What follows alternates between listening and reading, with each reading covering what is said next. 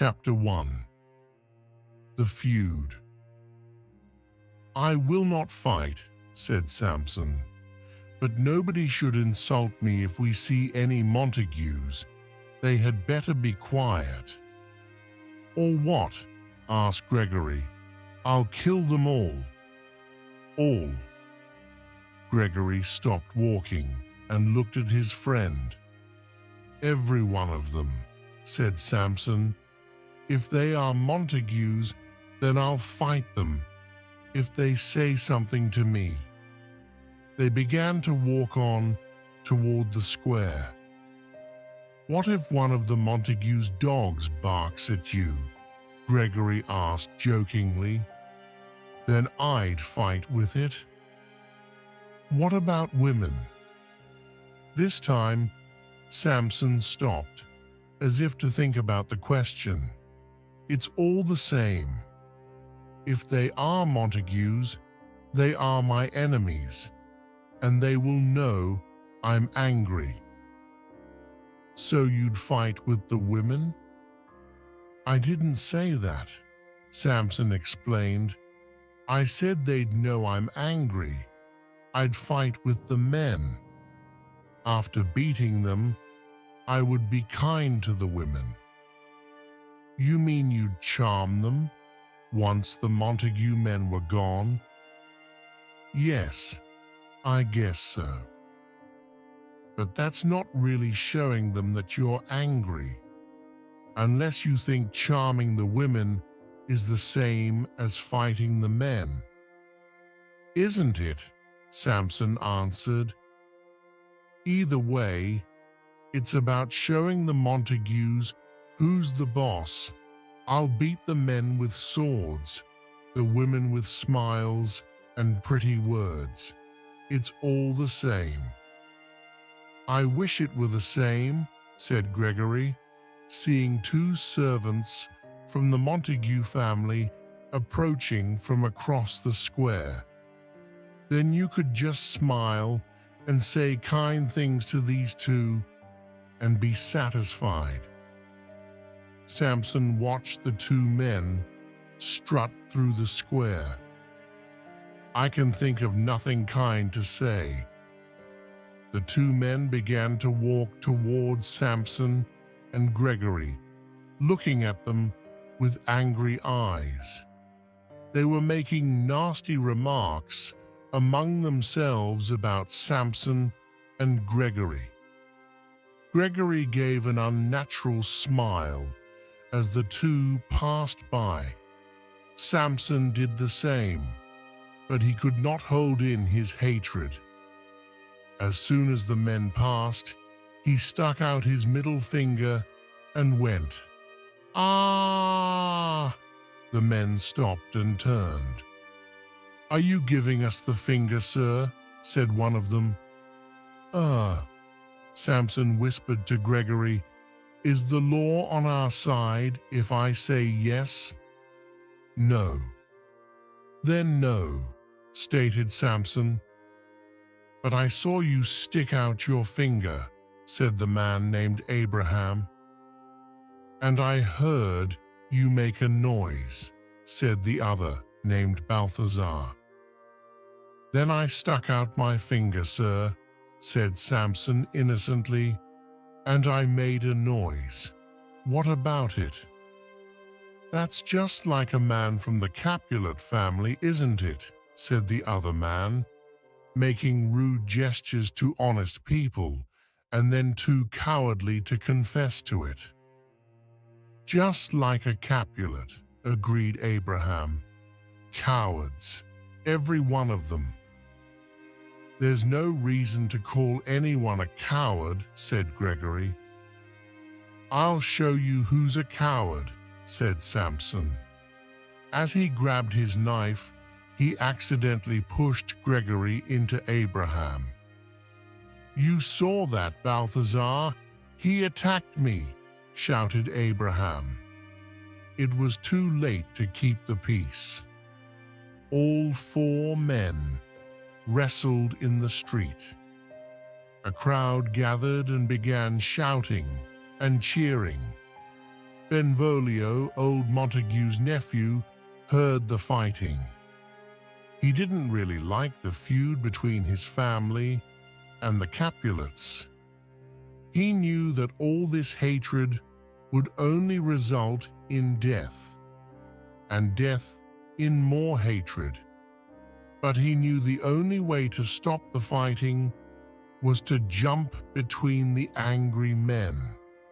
Therefore, he drew his sword and ran toward the four men fighting in the square.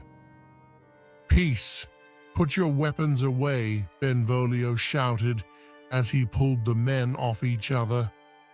A tall man walked forward. He pulled out his sword and touched the point. It was Tybalt, Capulet's nephew, an arrogant man of 30. He was very arrogant, but he was also the best swordsman in Verona. "Tybalt," said Benvolio, "put your sword away. I'm trying to keep the peace. Please help me." "Peace? You stand there with your sword in your hand, talking of peace?" Tybalt spoke with a twisted smile. Benvolio barely had time to defend himself before Tybalt lunged at him. The crowd cheered again.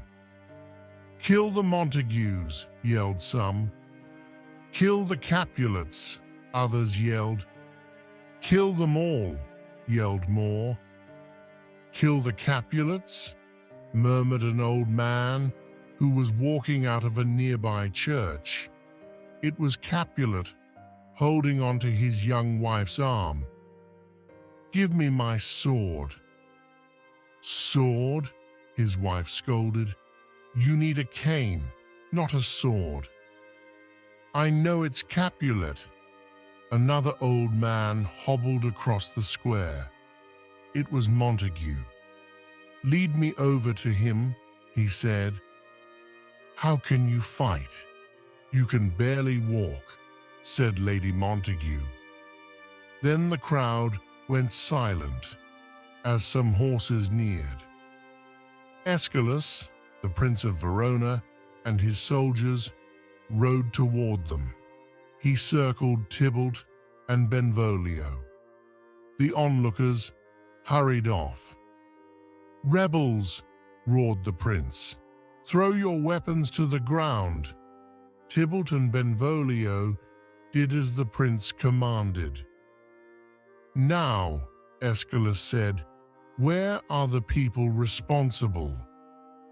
"I'm talking about the two older men, Capulet and Montague." He searched the streets and found the two old men. "You, Capulet, and you, Montague, stand in front of me." The two old men came forward. "You are leaders in this city and are supposed to be moral. But instead of teaching the people how to be noble, you force them to participate in your pointless feud. Well, I've been patient for too long." He drew his sword. "If your feud ever disturbs the streets again, you both will pay for it with your lives. Do you understand?" They both nodded. When Montague's people returned to their palace, Lady Montague spoke to Benvolio. "My Romeo wasn't in this fight, was he?" "No," said Benvolio. "If Romeo wasn't with you, then where is he?" "The last time I saw him, madam, was this morning. He was lying on the garden wall, and he looked so sad." "Oh, my poor Romeo." Lady Montague clasped her hands. "Do you know why?" "No, madam. I went over to him, but he ran away. I also have seen him in the garden looking sad." I've asked him why, but he said nothing to me." Lady Montague smiled sadly. As they reached the palace, a young man stepped out of the rose bushes. "There's Romeo now, madam," said Benvolio. "Should I talk to him again?" "Please," said Lady Montague. She patted Benvolio's wrist and left with her husband. "Good morning, cousin," said Benvolio. "Is it still morning?" said Romeo, tossing a stone into the fountain. "It is only 9 o'clock." Sad hours pass slowly. Romeo threw another stone. "Why do the hours seem so long?" "I don't have anything to make them short." "You mean love," said Benvolio happily. "I thought you might be in love." Romeo threw more stones into the fountain. "Out!" Benvolio wasn't sure what he meant. Was he telling him to go? "I don't understand." "Romeo, out," he repeated. "I'm not in love, but out of love. The one I love does not love me. Therefore, I'm out of love." Benvolio slightly chuckled at what he thought was a joke, but Romeo had not been joking. "Don't laugh at me," he stared at Benvolio. "No, no," Benvolio said. "It's just that." Romeo raised his hand. "Forgive me," he said. "I haven't slept in a day because I've been thinking so much." Then he noticed the blood on Benvolio's face. "I didn't even notice that you have been injured." "It's nothing," said Benvolio. "Just the usual fight with the Capulets. I should have been with you. Maybe I couldn't help, but perhaps one of the Capulets would have stabbed me and put me out of my misery." "You aren't serious." But something in Romeo's eyes said he was. "I hate to see you like this." "Hate," Romeo yelled, grabbing Benvolio. "Hate to see me in love? Then you hate me." He shook his cousin. "Maybe you would rather see me in hate? Is that it? Montagues love to hate, fight, and kill. But whether we love to hate or love to love doesn't matter. It's all the same passion, and it will kill us all the same." Benvolio didn't like what Romeo had said. After all, he had risked his life to stop a fight earlier. But he knew that Romeo was right, and that the problem with the family was because of excessive passion. He also knew that Romeo possessed that same passion. He wanted to help his cousin. "Can you tell me who it is that you love?" "A woman," he mumbled. "Yes," said Benvolio. "Who?" "Rosalind," said Romeo. "Rosaline?" Benvolio brightened. "Things may be all right. I know she will be at a party in the Capulets' house tonight." "In the Capulets' house? My father's enemy? I cannot enter the Capulets' house. I will surely be killed, although that may not be so bad." "Cousin," said Benvolio, "Mercutio, one of our friends, is invited to the party. We can go with him. We will wear masks, so no one will recognize us." Romeo looked up happily. "Not ready to die yet, eh?" Benvolio was glad to see Romeo look a little happier. But I warn you, there will be so many pretty girls there that you will forget about Rosalind. Oh, Benvolio, there is no one more beautiful than her, and I would not want another. Believe what you want, said Benvolio. Just get ready for the party. Capulet, drinking some cool water, leaned back in his chair. I'm glad that Montague has to follow the same rules as me. Both of us will die if either of us breaks the peace. He laughed. Break the peace? That's funny. Why? Asked Capulet's kinsman Paris. Because the two of us are too old to break the peace. Old men like us should be able to stay out of a fight. That's true, sir, but what about your young kinsmen? They don't always think clearly when they are angry. Yes, said Capulet, the young think with their hearts and not their heads, but they will listen to their elders. Let's hope so, said Paris. You both are such gentlemen. I can't believe this quarrel has continued for so long. Truly, and I think I've even forgotten how it started. Capulet laughed again. Paris laughed with him, but he wanted to change the subject. Have you thought about my request? Your request? I had almost forgotten, said Capulet. Are you opposed to the marriage? Asked Paris. No, answered Capulet, though I'm not really for it either. You are a fine young man, but Juliet is so young. Give her 2 more years. Many ladies younger than her are already mothers, Paris gently objected. Because they married too soon, snapped Capulet. But he knew that Paris was right. His wife was Juliet's age when they married. But Capulet wasn't ready to see his only daughter get married.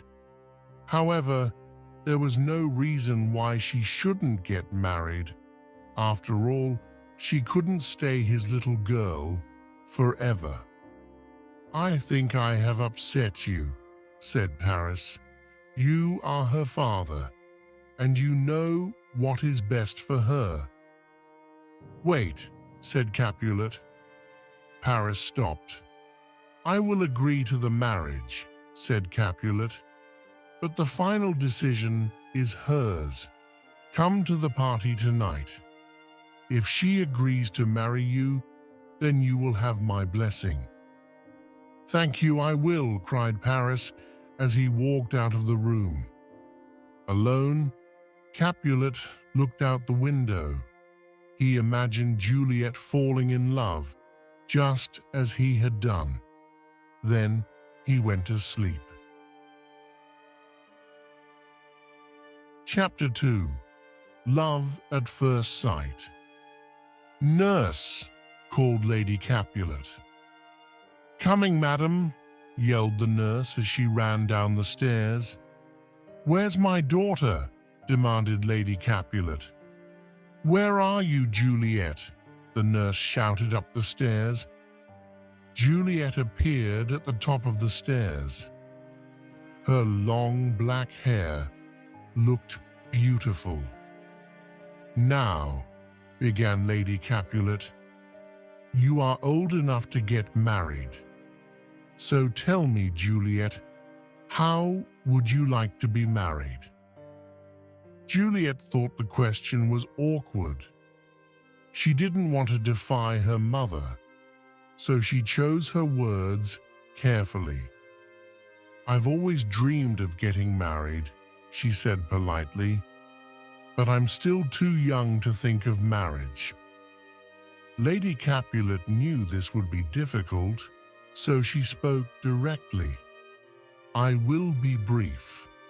The brave Paris wants to marry you. What do you think, Juliet? Spoke Lady Capulet. He will be at the party tonight. Take a good look at him before you answer. I will look, replied Juliet.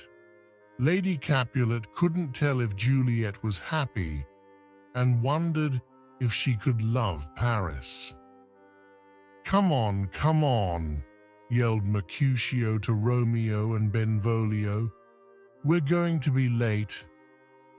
I thought a man in love could fly here on Cupid's wings. Mercutio laughed. You're wrong, Mercutio, Romeo said. Love is burdensome, so a lover's feet are slow. Does that mean you can't dance tonight? Mercutio asked. If I was in love, I would dance. Well, we don't have time to talk. We are already late. I'm sure we've missed dinner, and we'll miss the dance if we don't hurry, said Benvolio. It's okay if we are late, said Romeo. I fear tonight will be a disaster. Okay, said Mercutio. We'd better hurry then. I don't want to keep a man in love from his disaster. They hurried down the street and arrived at a gate. Just beyond was a large hall, and they could hear the sounds of music and laughter. Let's put on our disguises, said Mercutio. Otherwise, the doorman will not let us enter since we are Montagues. The three entered the party wearing masks. Mercutio and Benvolio joined the dance while Romeo walked among the crowd of people. He was hoping to see his beloved Rosalind. But Romeo saw someone else. She seemed like a picture. She moved effortlessly, as if she was floating on air. She was so beautiful.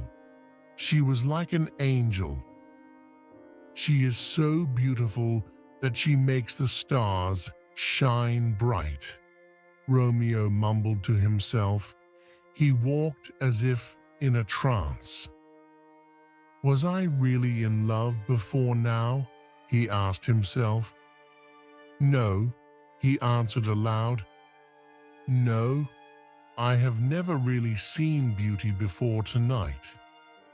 He lifted his mask, hoping the lady would his face.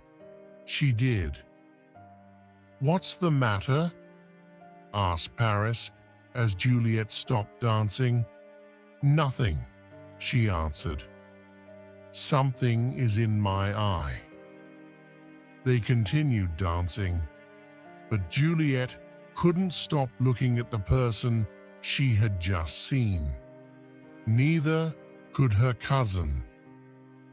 A Montague, Tybalt said angrily. He comes to our party masked to make fun of us. What's the matter? Asked Capulet as he walked over to Tybalt. Uncle, said Tybalt, pointing to Romeo, he is a Montague. Capulet looked. It's young Romeo. Romeo, shouted Tybalt. Calm down, nephew, said Capulet. Leave him alone. He appears to be a gentleman. Be patient, and don't think about him. Too late, replied Tybalt. Capulet didn't like that Tybalt was being rude, but he tried to reason with him. It's what I want, he said. Please respect my wishes and be happy. Sad people don't belong at parties. Sad people belong at parties when an enemy is a guest. I cannot tolerate him." "You will tolerate him," Capulet scolded. Tybalt turned his back on his uncle. "How can you turn your back on me?" shouted Capulet, grabbing Tybalt and spinning him around. "I'm the master here, and I said to leave him alone." "It's terrible," muttered Tybalt. "It is, but you're being childish," said Capulet. "Childish? I'm 30 years old," answered Tybalt. "Will you be a man if you cause trouble with my guests?" Their voices became loud. The musicians stopped playing, and the guests stopped dancing. "Excuse me, my lady," said Paris to Juliet. "If I'm to be your husband, what your family does affects me. I had better see what the problem is." "Of course," answered Juliet, but she didn't even hear what he said. It was good that he was leaving, though. Capulet noticed that they were being too loud. "There's nothing to be concerned about. Please continue dancing and having fun," he declared. Then he pinched Tybalt's cheek and told him to go and dance. Tybalt pretended that it was nothing. He bowed to his uncle and walked away bitterly. On the dance floor, Juliet heard a whisper in her ear. "The dancing is starting," it said. "But follow me." "Where to?" She turned and saw Romeo.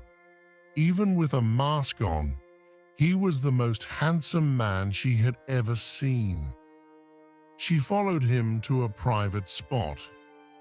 Romeo removed his mask and took Juliet's hand. "Your hands are gentle," he said. "You are like an angel, and I would like to give you a tender kiss." Juliet felt excited as the blood rushed to her head, but she kept calm. "Angels have wings and often fly away," she said. Then she gently laced her fingers through his and held his hands tightly. Romeo shivered. The sensation of her touch was amazing. He wanted to kiss her more than ever, but she hadn't given him permission. "Don't angels have lips?" he said as he stroked her hand. "Yes," she said. She knew Romeo wanted to kiss her, and she warned him to, but she didn't want to be too bold. Juliet knew it wasn't proper for a young lady to tell a stranger to kiss her, but his touch was so gentle, so strong, and so warm that she could almost imagine what his lips would feel like. How could she get him to kiss her? Romeo was waiting for an answer. Juliet turned her eyes away because she was afraid he would know how she felt. "I guess your lips don't desire a kiss," he said as he began to release her hand. But Juliet wouldn't let go. She moved Romeo's hand to her heart. Romeo felt Juliet's heart pounding. She looked so amazing that he felt like he would melt away if their lips touched. Yet Romeo couldn't believe what he did next. He kissed her. "Madam," yelled the nurse, pushing her way toward them. "Madam, your father and Paris are looking for you." Juliet stepped away, still staring at Romeo. Romeo put his mask back on. "Who is her father?" The nurse recognized Romeo. "This is Juliet, and her father is the owner of this house." "She is a Capulet," said Romeo. "As you are a bachelor," interrupted Benvolio. "Come," he whispered. "We've been discovered. We have to leave before there is trouble." "There is already trouble," said Romeo. Who was that gentleman?" asked Juliet. "The most handsome man I've ever seen," answered the nurse. "Is he married?" asked Juliet. "No, but he might as well be." Juliet stared at the nurse. "What do you mean?" "His name is Romeo Montague, the only son of your great enemy." "Of course, he would have to be a Montague," said Juliet. She didn't explain, but thought deeply of Romeo. She knew right then that her whole world had just changed. She could no longer live in her old world, the one without Romeo. That Romeo was her enemy only made her feelings stronger. She knew at that moment that the world, and not her love, would have to change. It was simple. "So," she said, "my only love has come from my only hate." "What's this? Love?" whispered the nurse. "My baby girl is in love." "Juliet," came a call in the distance. It was Paris or her father. Juliet didn't care. "Tell them I've gone to bed." Chapter 3. The Secret Wedding. Romeo was thinking strange thoughts. He couldn't go home. He needed to see Juliet again, but he could not go to her house. Yet there was nowhere else to go. He walked in the night back to the house of his father's enemy. He climbed the garden wall and waited. He crouched in the bushes. In an upper room, lit by a single candle, was the shadow of a woman. "What light is in the window?" whispered Romeo. The door slowly opened, and Juliet stepped onto the balcony. "It is my angel," gasped Romeo. "Oh, it is my love. Oh, if only she knew how much I loved her." Juliet carried a candle and set it on the balcony. She looked into the darkness, and her lips moved. "She speaks," whispered Romeo. Then she spoke. "Ah, me." "Oh, speak again, my angel," said Romeo softly. He could see her breathing. He wanted to run to her, climb up the balcony, and hold her. But he feared that once she knew his name, she would hate him. Juliet spoke again.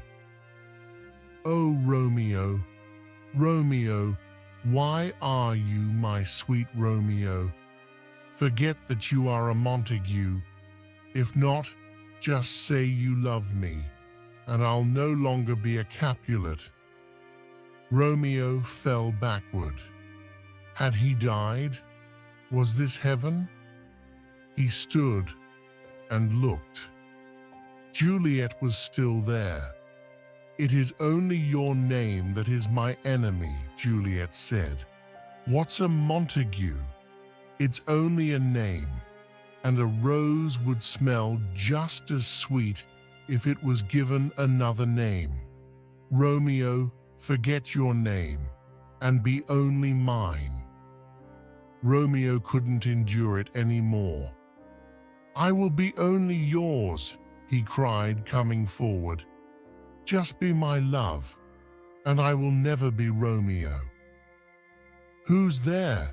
said Juliet, stepping back. "I don't know how to tell you who I am," said Romeo. "I hate my name because it is the name of your enemy. I haven't heard you speak much, but I know the sound. You are Romeo and a Montague." "How did you get here?" she demanded. "And why? The walls are high and hard to climb, and it's dangerous if anyone funds you here." "It was because of love that I jumped over the walls, and a person can do anything for love." Love. Romeo had said love. She wanted him to say it again, but she was afraid. "I'm afraid someone will find you here." "Let them find me," said Romeo. "I would rather die here with you than live miserably without your love." She closed her eyes and imagined him. "Do you love me?" she whispered. "I love you more than words can say," answered Romeo. "Madam," came a voice from within the house. It was the nurse. Juliet's eyes opened wide. A noise. "Go, dear love." Romeo began to tiptoe away, but Juliet didn't want him to leave. "No, stay." Juliet leaned over the balcony. "What can I do to make you happy?" "You can give me your heart, and I will give you mine." "I gave it to you before you asked." Juliet smiled. "My love is boundless and as deep as the sea. The more I give to you, the more I have." "My lady," shouted the nurse. "In a minute," yelled Juliet. Then, to Romeo, she said, "If your love is real and you want to marry me, please tell me." "I do want to marry you," said Romeo. "When?" "Tomorrow," promised Romeo boldly. "I'll come myself." "No," said Juliet. "It's too dangerous. I'll send my nurse. When will you be ready?" By 9 o'clock tomorrow." "It will seem like 20 years till then," she said, "but I will endure it. Go now." Romeo stepped away. She blew a kiss. "Good night, good night. Parting is always sweet sorrow, but I will see you tomorrow." He could almost feel her kiss touch his lips. "I will not sleep until then," he said, and then disappeared into the night. Friar Lawrence was working in the garden. He breathed in the smell of fresh flowers. "The earth is a wonderful thing," he thought. "It gives life to new flowers and trees."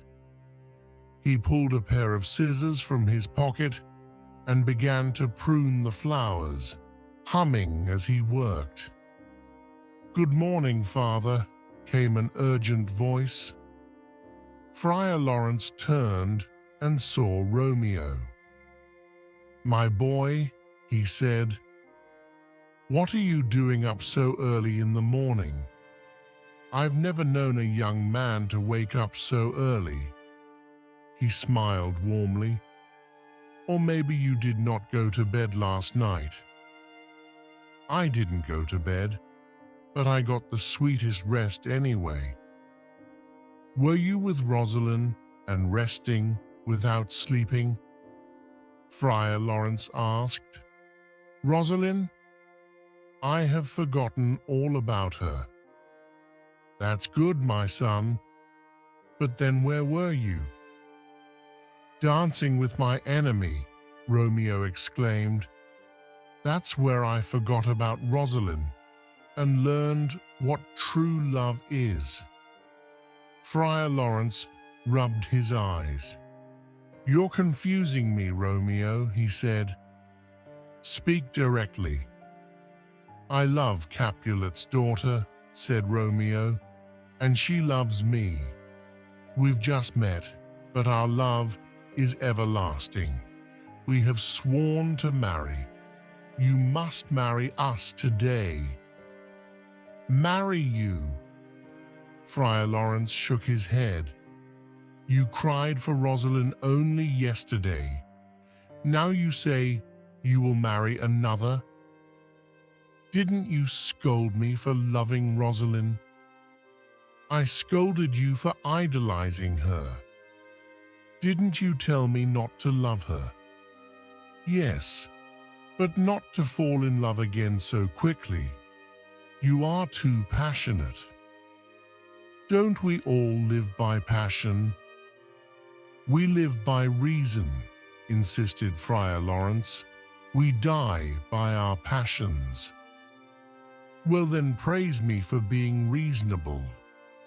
I now know you were right about Rosalind.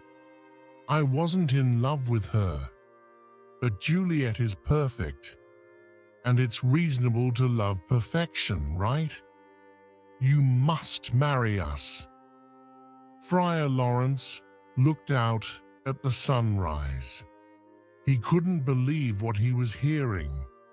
How could he marry someone so young and naive, and without the parents' consent? Father? Asked Romeo impatiently. The friar didn't answer. He continued thinking. Maybe a marriage would force peace between the fighting families. You have not persuaded me, Romeo, said Friar Lawrence at last, but I will marry you, and I hope this marriage brings love to your two families instead of hate. Friar Lawrence put his scissors back into his pocket and led Romeo to the church. Where is Romeo? Mercutio leaned against the church steps.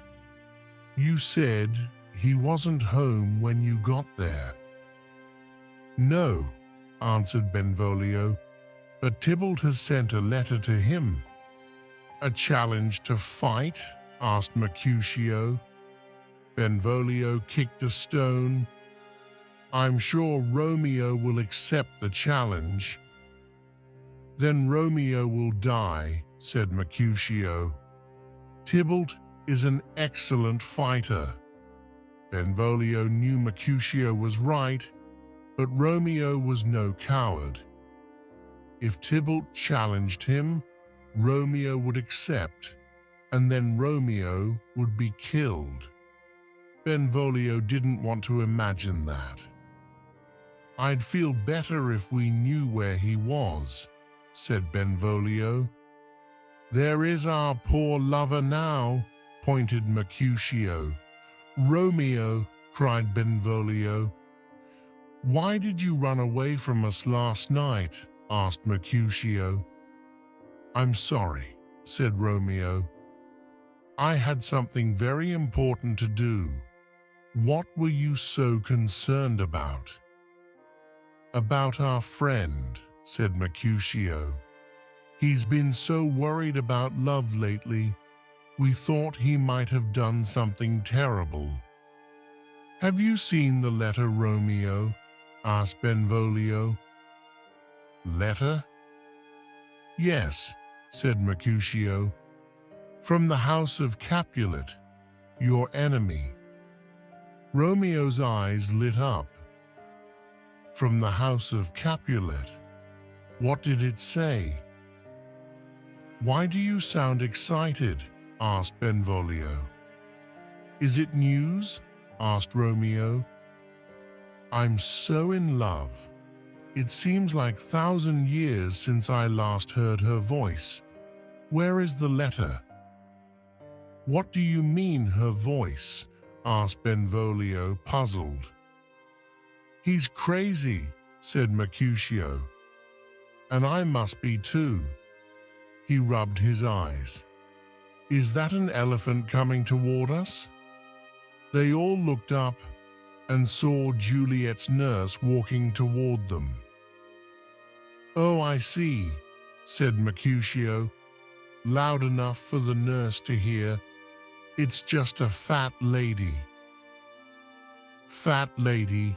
The nurse turned red with anger and ran toward Mercutio. You have no manners. Stop this, yelled Benvolio. Both of you calm down. I was looking for young Romeo here, but I'm sad to see him with such rude men, said the nurse. Take him with you, said Mercutio.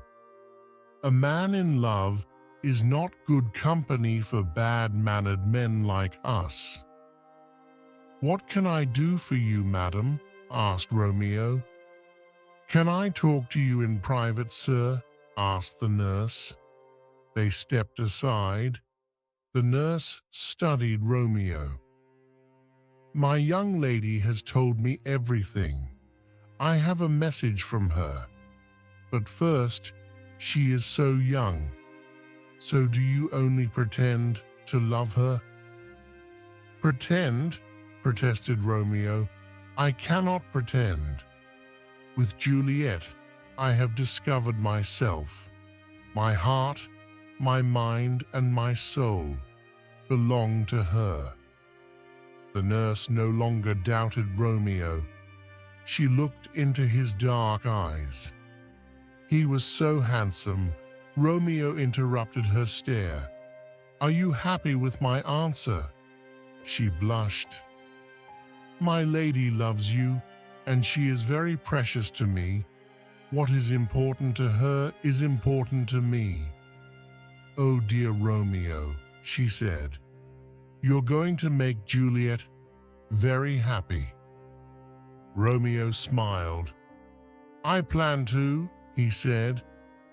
I've talked with Friar Lawrence, and he has agreed to marry us, create a plan, and bring Juliet to the church so we can be married. Married, said the nurse. How beautiful. Bring her as soon as you can. Juliet paced back and forth in her bedroom. She was so impatient. I sent her so long ago, she thought. Why is she so slow? She sat down, but stood up again. The nurse had been gone for over 3 hours. How long does it take to walk to the town square? The door blew open, and Juliet heard footsteps coming up the stairs. Oh, here she comes, cried Juliet. She opened her bedroom door. Oh, what happened? She begged. Did you meet with him? Why do you look so sad? Just a minute, said the nurse as she reached the top of the stairs. I'm out of breath. Juliet shook her. Tell me, is it good news or bad news? The nurse pinched her cheek. You told me his face was more handsome than anyone's, but his hands, his feet, and his whole body are better too. The nurse fell onto the bed. Juliet jumped on top of her. I know, she snarled. But what did he say about our marriage? He said something about it. Oh, you tease me, cried Juliet. Am I going to be married today or not? The nurse grinned. You didn't want to get married with Paris so quickly. Why are you so eager to marry this Romeo? Juliet stood up and straightened herself. I'm not eager, she said. But what did Romeo say? Do you have to go to confession today? Stop teasing me. Tell me what Romeo said. Juliet was frustrated and fell onto the bed. The nurse felt sorry for her. Okay, I was only teasing you. A young woman that is going to get married can forgive me. She smiled. Married? The word echoed in Juliet's head. Now, if you want to make any confessions, you have to go to church. There you will find a young man who is eager to marry you. She smiled again. Juliet gasped. Juliet hugged the nurse. Thank you, she cried. Let's go right now. Friar Lawrence was preparing Romeo for the wedding. He wasn't sure if this wedding was the right tiling to do. Marrying two young people without their parents' permission was not right. He wanted this marriage to bring the two families closer together, but he wasn't sure if it would. Will they get angry? Will they get angry with me? He thought. Amen already, said Romeo. He was impatient from waiting on Friar Lawrence. Calm yourself, Romeo, scolded Friar Lawrence. You need to live and love moderately. If not, neither love nor life will last long. But he knew Romeo wouldn't be calm.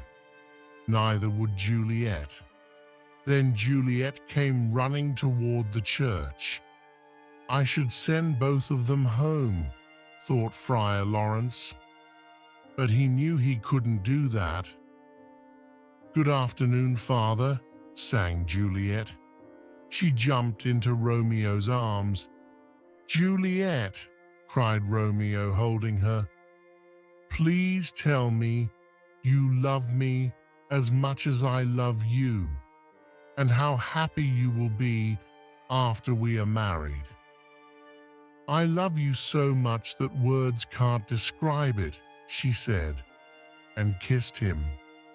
Okay, enough, said Friar Lawrence, separating the two.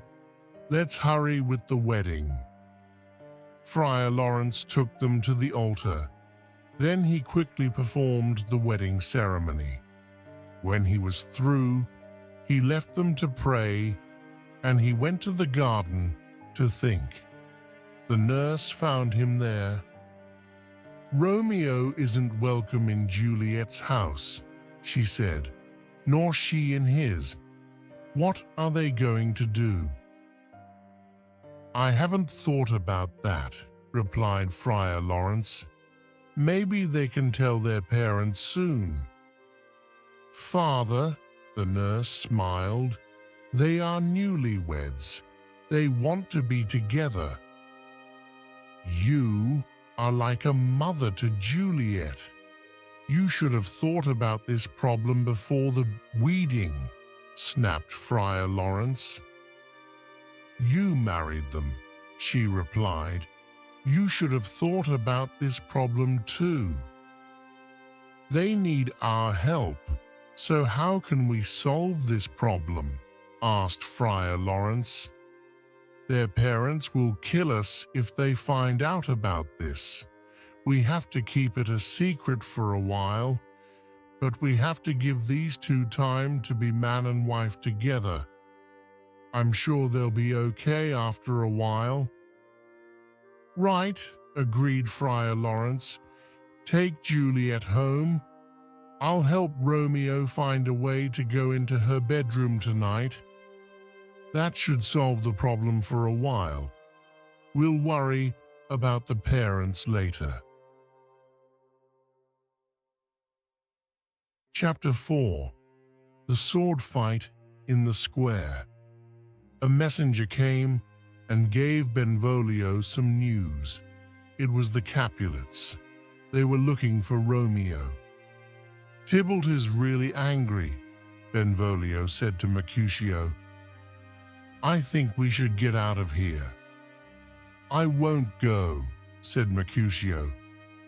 I don't want to be here when they come, insisted Benvolio. I don't want to get into a fight. Just then, Benvolio saw Tybalt and some of his friends making their way across the street. Oh no, said Benvolio. Here come the Capulets. Let's go. I'm not worried about them, replied Mercutio. It was too late to leave. Good afternoon, said Tybalt. Can I speak with one of you? Speak with us, said Mercutio. That's a strange way to ask someone to fight. I will fight if you give me a reason, answered Tybalt, putting a hand on his sword. He stepped closer. Mercutio, Romeo was with you last night, right? Where is he now? Do I look like a slave? Asked Mercutio. Am I supposed to answer your every question? Even if I did know where Romeo was, I wouldn't tell you. Tybalt drew his sword. Gentlemen, interrupted Benvolio, either stop this fight or go somewhere else to finish it. Everyone is watching us. No need, said Tybalt. He saw Romeo walking toward them. Here comes my man. Your man, said Mercutio, teasing Tybalt. Is he one of your servants? A mistake, said Tybalt as Romeo came up to them. I should have called him a villain instead. He looked at Romeo. Romeo just smiled. Tybalt, he said, I love you, so I will forgive your anger. You will soon learn that I'm not a villain. Until then, goodbye. Tybalt thought Romeo was just making fun of him. You ruined our party last night with your presence. Now turn and draw your sword, shouted Tybalt. I've never hurt you, Tybalt, and I couldn't now. I love you like a brother, more like a brother than you know. He bowed. Be happy. Mercutio looked at Romeo. He's being dishonorable. Why is he acting like this? I think he's being reasonable, said Benvolio. Let's peacefully go away and be happy. I'll be happy when Tybalt is dead, said Mercutio. Tybalt lifted his sword. I'm ready for you. Tybalt, Mercutio, said Romeo. Put your swords away. Mercutio pushed Romeo aside and lunged at Tybalt. Tybalt stepped aside. Then he began swinging his sword at Mercutio. Tybalt, Mercutio, the prince has forbidden this. Stop, Romeo shouted. Benvolio, help me stop this fight. Romeo stepped between the two and grabbed Mercutio, but Tybalt kept coming. Mercutio tried to defend himself, but Romeo was holding him too tightly. Tybalt's sword stuck into Mercutio's chest. Ah! Mercutio cried, falling to the ground. Tybalt withdrew his sword and wiped off the blood. Benvolio ran to Mercutio. How bad is it? It's enough. Mercutio coughed. He put his hand over his chest. Blood gushed through his fingers. Be brave, said Romeo. You'll be okay. No, said Mercutio, his senses leaving him I won't be okay. Blood began to come out of his mouth. Why did you come between us, Romeo? I couldn't defend myself. Romeo looked into his friend's eyes. I was trying to stop you. You stopped me, all right, Mercutio gasped. He has killed me. I'll take him to the doctor, said Benvolio. As he prepared to lift him, he felt his pulse fade away. He's dead, he said. Romeo stared at Mercutio. My friend was killed because of me, he thought, and Tybalt teases us all. Oh, Juliet, I wish I could have married you one day later.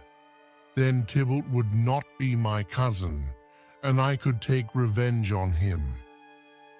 Romeo became so angry that the love and tenderness that he had felt began to disappear. In a second, he forgot about Juliet, about his marriage, and about the future. He wanted justice. He wanted revenge. He picked up Mercutio's sword. Romeo, said Benvolio, put the sword away. Here comes Tybalt. Romeo didn't put the sword down. So you've returned to see Mercutio's dead body, and to see us cry at your feet. No, Tybalt, he yelled. Tybalt strutted up to Romeo. You poor little boy, he said. Do you want to die just like Mercutio? My sword is strong, Romeo said, and he struck at Tybalt. Tybalt blocked Romeo's blow with ease, but Romeo pressed on with incredible speed. Tybalt tried to keep calm. He tried to make it appear as if he could easily defend against Romeo's attacks. It soon became clear that he was not fighting a man, but an avenging angel. Romeo swung at Tybalt so violently that he could no longer feel his arm or the sword. He kept raging forward. As he did, he saw Tybalt's eyes change from being confident to panic and then to horror. Suddenly, there was no more ringing of swords, no more shouting. The vicious face of Tybalt became peaceful. It was then that Romeo saw how much he looked like Juliet. He watched Tybalt fall to the ground. Let's get out of here, yelled Benvolio. Tybalt's dead. The prince will kill you all if he finds you here. Oh, I'm a fool, he said. They are coming, Benvolio screamed. Romeo, get out of here. Juliet stood on her balcony. She watched the sunset. Please leave us, son, she chanted. Quickly become dark so that Romeo can come into my bedroom. Then we can hold each other all night. The nurse slipped through the curtain and out onto the balcony. She looked worried. Juliet knew something was wrong. What's the matter? He's dead, she said. Juliet almost fainted. My Romeo, my love, dead? No, said the nurse. But the truth wasn't much better. Number Tybalt. Tybalt is dead, killed by Romeo, and Romeo has been banished by the prince. Did Romeo really kill Tybalt? Juliet could barely speak as she started to cry. There are no honest men, replied the nurse. I hope something bad happens to Romeo." Juliet became angry. "Don't say that. He killed your cousin. How can you defend him?" "Should I loot my husband? My cousin would have killed Romeo, but my husband is still alive." Juliet tried to stop crying. "So why can't I stop crying? I should be glad that Romeo is still alive." The tears came again. "Banished. He will never come to Verona or me again." Romeo stood up when Friar Lawrence returned to his room. "Well, father, what news? What did the prince decide?" Lawrence removed his jacket and hung it on the coat rack. "A gentle judgment," he said, knowing that Romeo would not agree. "Not death, but banishment." "Banishment!" Romeo cried. "Banishment is worse than death. Please say death." Friar Lawrence knew Romeo was saying this because of his love for Juliet. "The prince could have killed you. He didn't. The prince is being kind." There was a loud knock on the door. "Hide yourself, Romeo," said Friar Lawrence. Romeo hid as Friar Lawrence opened the door. It was the nurse. "Good afternoon, Friar," she said. "Is Romeo here?" "He is very sad, but here," he said. "Romeo," Romeo came forward. "He looks like Juliet," said the nurse, tears and crying. "You break my heart, nurse," said Romeo, "to speak of Juliet." "And you broke her heart," she said. "She wants to see Tybalt and you, but she can't see either." "Because I'm the bad guy that murdered her cousin," said Romeo. "I will make Juliet happy and kill that bad guy." He pulled out his knife and placed it against his chest. "Don't do that." Friar Lawrence knocked the knife out of Romeo's hands. "You amaze me. You killed Tybalt by mistake. But if you kill yourself, you will also be killing Juliet. She is still alive. Will you abandon her by killing yourself? The prince has given you life. Calm down and think about what you will do." Romeo collapsed in a chair. Friar Lawrence put his hand on Romeo's head. "Meet your love tonight. Go to her room as we have planned. Comfort her. We will get you out of the city after you have done this. You can live in Mantua until we can fix things between your families. If your love is strong enough, it will endure." "Good idea," said the nurse. "I'll go and tell Juliet. You will come tonight." Capulet was at his home with Paris. Because of Tybalt's death, he realized that many of the young people didn't listen to him. Tybalt hadn't listened to him, and so he had died. Capulet didn't want his only daughter to make the same mistake. "Wife," he commanded, "speak to Juliet before you go to bed. Tell her that Paris loves her.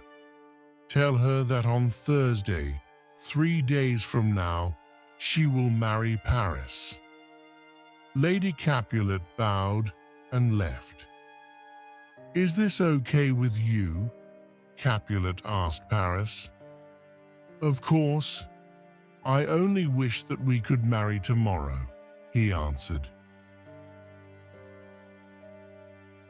Chapter 5. The Secret Plan. Upstairs in Juliet's bedroom, Romeo kissed his lover's lips. "Why do you have to leave so soon?" Juliet asked. "I must go and live, or stay and die." "Stay, and we will die together," she said, as she hugged him. He kissed her again. "I will if you will." "My lady," whispered the nurse as she opened the bedroom door, "your mother is coming." "Goodbye, my wife, my love," said Romeo. "One more kiss, and I'll leave." He moved her hair and kissed her forehead. "My husband," said Juliet, "I must hear from you every day." "Goodbye," Ho said again. "I'll write you every day." "When will we meet again?" "Soon." "Hurry," cried the nurse. "I'm frightened," said Juliet. "Trust me," Romeo said. He kissed her and climbed down the balcony. "How are you, Juliet?" Lady Capulet asked, opening the door. "I'm not well," said Juliet, dressing quickly. "Still crying over your cousin's death?" Lady Capulet asked. "We are all upset." Her mother then gave her the news. "Next Thursday morning, you will marry Paris at St. Peter's Church." "No, I will not," Juliet yelled, before she had time to think about what she was saying. Lady Capulet was angry. "You disobey?" "I mean," Juliet said, "it is impossible." Footsteps were coming up the stairs outside the bedroom. "Your father is coming. Tell him yourself." Capulet came into the bedroom. "Father," Juliet said, "I cannot marry Paris." "But I desire you to marry him," Capulet said. "I understand, but I cannot." "Do my desires mean nothing to you?" "They are very important to me, but I'm unable to marry Paris." "How can you disobey me?" yelled Capulet. "Am I the master of this house? You will marry Paris next Thursday." "Please, father," cried Juliet, falling and grabbing her father's ankles. "You've always let me make my own decisions. Please, let me make my own decision now." "Decisions? I'll give you a decision to make. Marry Paris next Thursday, or never look at me again. Don't speak. Just do it," he said. Juliet cried and held her mother. Lady Capulet pushed her away. "Your father is only doing what's best for you. Don't speak anymore." She left Juliet alone with the nurse. "How can we prevent this?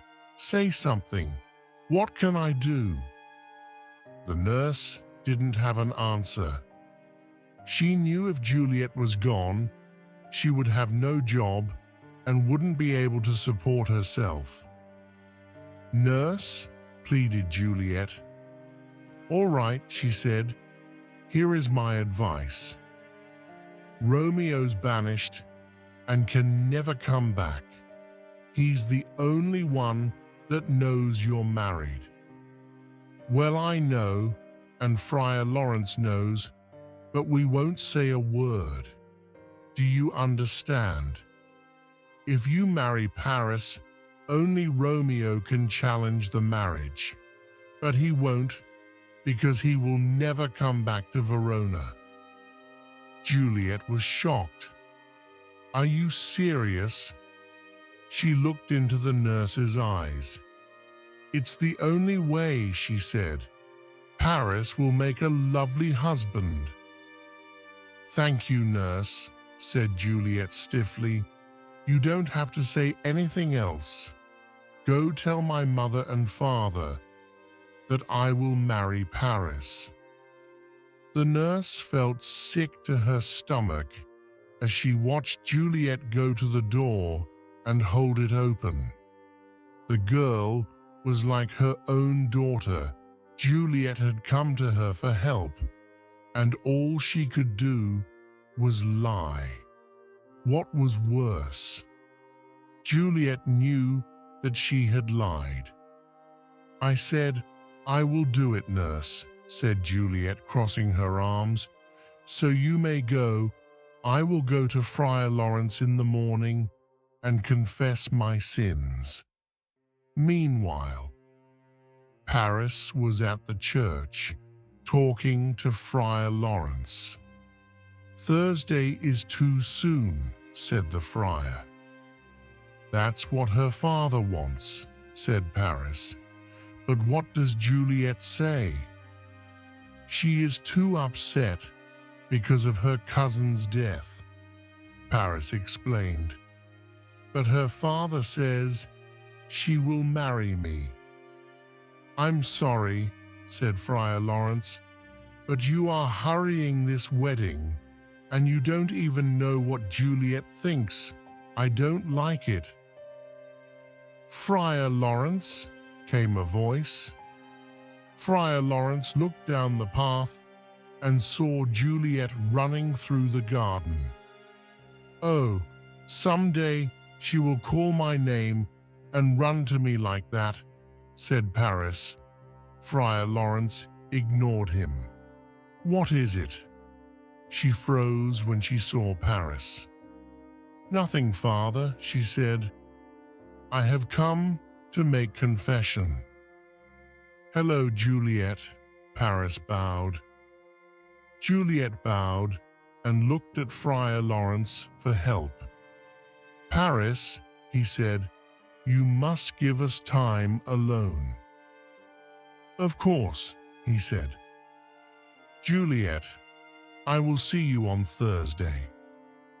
He waved goodbye and walked away. "Oh, Juliet," said Friar Lawrence, "I hear you must marry Paris on Thursday." Juliet looked at him. "Certainly, Friar, you will prevent this from happening." Friar Lawrence looked at Juliet. "Please understand." "I see how it is," said Juliet. "First my nurse, and now you. You married Romeo and me, but now you won't prevent this second, unlawful marriage." She angrily walked away, but stopped short and turned. "You amaze me, you older people. You are so brave when there is nothing to fear, but when there is trouble, you run away. Is this the wisdom of older people? Well, I was prepared for this." She pulled out a knife. "Juliet," exclaimed Friar Lawrence, "what are you doing?" She put the knife against her heart. "Since you will not help, this knife will solve our problem." "Wait," cried Friar Lawrence. "There is another way." "How?" Friar Lawrence thought quickly. "Here," he said, pulling some flowers from his garden. "I will make a potion from these flowers. The drink will cause a death-like sleep. When you are at home, alone in your bedroom, drink this potion. You will feel cold and sleepy. Even your pulse will stop. Later, when your family takes your body to your family tomb, I will come and get you. I'll tell Romeo of this plan by letter. He will come too. Don't be afraid." A determined look came over Juliet's face. "Give it to me. I'm not afraid." Friar Lawrence went into his kitchen and prepared the poison. The nurse put Juliet's wedding dress on her bed. "You'll be a beautiful bride," she said. "Paris is a lucky man." Capulet and his wife stood on the side. Juliet looked at them. "I'm happy to have a great father and mother." She gave a half smile and bowed. "You are a perfect lady," said Capulet. Juliet moved the wedding dress and sat down. "Please excuse me and leave me alone for the night. I must pray." "Let's go. Leave her to pray," said Capulet. "Daughter, you have made me very happy." He hobbled out of the bedroom. "Should I wait beside you tonight?" the nurse asked. "Thank you." Juliet didn't even look at the nurse. "But that's okay. You've done enough for me already." The words hurt the nurse's feelings. "I would do anything for you. You know that," the nurse said softly. "Then leave me," Juliet said. The nurse walked out of the room. "Get some sleep," said Lady Capulet. "You will need it." She left. Juliet silently closed the door and took out the potion Friar Lawrence had given her. She held it tightly. She had a thought. What if she woke up before Romeo came? Wouldn't she suffocate in the family tomb? Worse, what if, surrounded by horrible images of death, she became crazy? What if, waking up beside Tybalt, she became mad? What if... "Enough of what ifs," she whispered. "This is the only answer." She put the bottle to her lips. "Romeo, I drink this for you." She drank. Her throat burned. She gagged. Bright lights appeared before her. Her body went numb. She felt herself falling. And then nothing. Before dawn, the nurse woke up and went to Juliet's room. "One word of encouragement," she mumbled. "That's all. Surely Juliet will listen to me." She opened Juliet's door and tiptoed to where the young lady was sleeping. She put her hand on her cold forehead. Her scream woke up the entire house. Chapter 6. The Lover's Tragedy. Balthazar's hand shook as he opened the door of Romeo's apartment in Mantua. "Ah," Romeo said. "News from Verona? Do you have a letter from the friar? How's my father? How's my Juliet?" "Her soul is with the angels," answered Balthazar. "Her soul is always with the angels," Romeo smiled. "But what about the rest of her?" "Her body is in the Capulet's tomb." Romeo rose from his desk. "What do you mean?" "I saw her body in the tomb. She is dead." "That can't be true." "I wish it weren't true." "Go, Balthazar. Get me a horse. Meet me by the city walls. I will leave tonight." "Please don't go, sir," said Balthazar. "You are angry, and nothing good will happen because of this." Romeo gathered his things and packed them into a bag. You are mistaken. This is not anger. It is a reasonable response to these events. Now go and do what I told you." Balthazar left. "Juliet," said Romeo, "I will lie with you tonight." But how, he wondered. Then he remembered. There was a man in Mantua who sold strange drugs. He threw his bag over his shoulder and walked out. As soon as he walked out, a monk arrived at Romeo's apartment. "Hello," he cried. "I have a letter for Romeo." "Hello? It comes from Friar Lawrence, and it's very important. Is anyone there? Hello?" No one was there to answer. Friar Lawrence stayed hidden as he walked to the Capulets' family tomb. By looking at the moon, he could tell that it was almost midnight. That meant that Juliet would wake up soon. He didn't want to think about Juliet waking up in a cold tomb surrounded by dead bones. He walked faster until he arrived at the crossroads where he instructed Romeo to meet him. There was nobody there. He waited for a long time, but there was no Romeo. Finally, he saw a man walking toward him.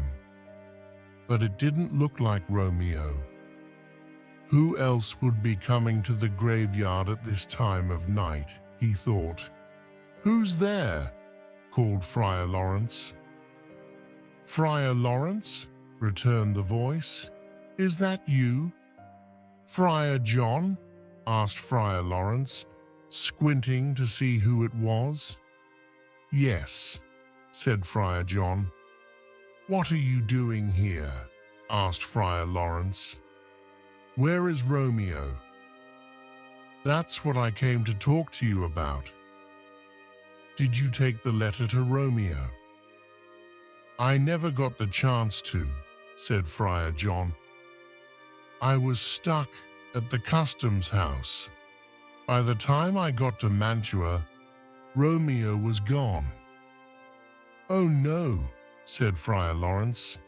"I'm sure he has heard about Juliet's death by now and has... Dear God, what has he done?" "You seem upset, my brother." "Go to my house," Friar Lawrence said. "Wait there in case Romeo shows up. Tell him Juliet is alive." Friar John didn't really understand, but he did as he was told. "Wait here with the torch," said Paris to his servant. The servant went to the side of the road, while Paris went to the Capulet's tomb. He dropped flowers in front of the tomb. "This," he told himself, "I will do this every night to show how much I loved Juliet." As he dropped the flowers, he heard his servant whistle. Was it a ghost? Paris looked across the graveyard and saw a man approaching. He hid himself behind a large tombstone. It was no ghost, thought Paris. It was Romeo with a crowbar, the man who killed Tybalt. Now he has come to destroy the tomb. Not when I'm here. Romeo started to open the door with the crowbar.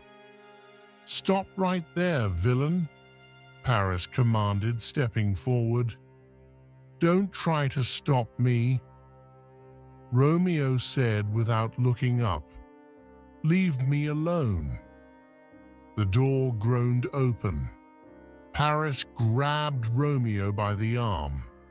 When Romeo felt his hand, he spun around and swung the crowbar, hitting Paris in the head. Paris fell dead to the ground. His servant, who had been watching, ran off to tell the soldiers. Romeo dragged Paris's body into the tomb. There, on a stone, he found Juliet's body. Romeo fell to his knees. "Oh, my love, my wife," he said, "you are still so beautiful, even in death." He brushed the hair back from Juliet's face. "You are the last thing I want to see on this earth."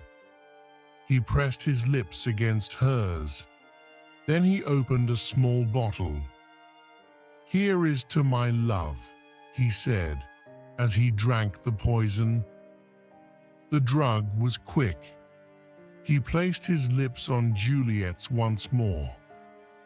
"With this kiss, I die." His body shook, and then he died. "Who's in here?" called Friar Lawrence as he entered the tomb. He lifted his torch and saw Paris dead on the ground. Then he saw Romeo dead at the base of the stone where Juliet was lying. "If only I had been here 1 hour earlier, then I could have saved them both," he mumbled. Juliet groaned. "And now Lady awakes." Juliet rose up, and so Friar Lawrence. "Friar," she said, "where is my husband?" Horses could be heard in the distance. "I hear some noise," said Friar Lawrence. "Let's leave right away." "Where is Romeo?" demanded Juliet. They could hear voices coming closer. "I cannot stay," whimpered Friar Lawrence. "Romeo is dead on the ground. Paris is also dead. Now come on." "You may go," she said, kneeling to examine Romeo. "My lady, I have to go." "Then go," Juliet said, "but I cannot." Friar Lawrence looked at Juliet and then ran out of the chime. "What's this?" thought Juliet. "A bottle in Romeo's hand. It's poison." She looked at the bottle. "You drink it all, and didn't leave any for me." She took the knife from Romeo's belt. "I cannot live without Romeo," she said, and she stuck the knife into her heart. She fell on top of Romeo just as the prince rushed in. Montague followed him in, and so did Capulet and his wife. The peace in my city has been broken. The prince looked at the two old men. "I'm sure that this is because of the hate you have between your two families." More torches were brought in. "What happened here?" demanded the prince. A captain entered and whispered into the prince's ear. The prince nodded. "All right then. Bring the suspicious man in." Two soldiers dragged in Friar Lawrence and threw him on the ground. Friar Lawrence pleaded, "I know I look guilty, but I didn't murder anyone." "Then what happened here?" asked the prince. Friar Lawrence told them everything. He told them how he had married Romeo and Juliet. Everyone gasped. "When old Capulet said he wanted her to marry Paris, she came to me for help," said Friar Lawrence. "I gave her a drink to make her sleep. She would have killed herself there in my room if I hadn't." "Continue," said the prince. "I tried to tell Romeo, but my letter arrived too late. When I came here to get Juliet, Romeo had already arrived. He didn't know that she was just sleeping, so he killed himself. He looked at Paris's body. I guess Paris died trying to stop Romeo from entering the tomb. I tried to get Juliet to leave, but she wouldn't. Why didn't you stay with her? Asked Capulet. I was afraid. I'm a coward, he cried. Enough, the prince said. It's true. You should have helped these young people, but it's not your fault, said the prince. He turned to Capulet and Montague. See what has happened because of your ancient grudge. You've lost your only children. Capulet looked up from the body of his daughter.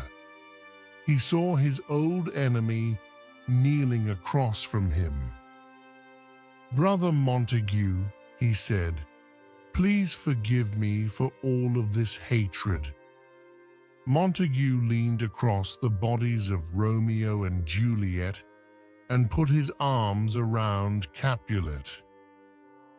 I will make a pure gold statue in honor of your daughter, and I will put one of Romeo by her side. Prince Aeschylus lifted the two old men to their feet. Let's leave this place and talk somewhere else. He led all the grieving people out of the tomb. There has never been a more tragic story than this one of Romeo and Juliet, said the prince. The end.